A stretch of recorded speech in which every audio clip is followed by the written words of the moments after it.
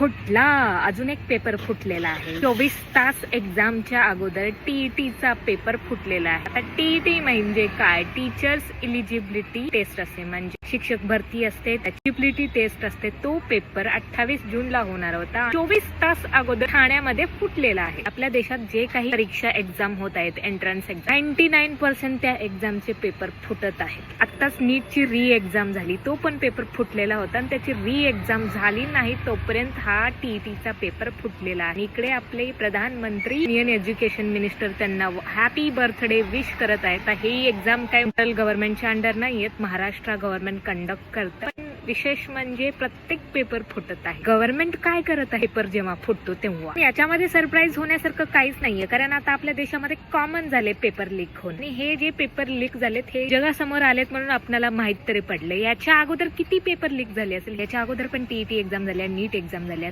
Leak झाले आणि समोर नाही आले. ते किती डेंजरस आहे बघा. म्हणजे कुठे नेऊन ठेवलाय आपला देश, कशी प्रगती होणार. गरीबाच्या लेकरांचं रात्र अभ्यास करून एक मार्काने मेरिट मध्ये त्यांचा नंबर लागत नाही, सिलेक्शन राहतं. आणि इकडे मस्त लोक पैसे देऊन पेपर घेतात, पेपर लिहितात, सिलेक्शन होतं. वाह.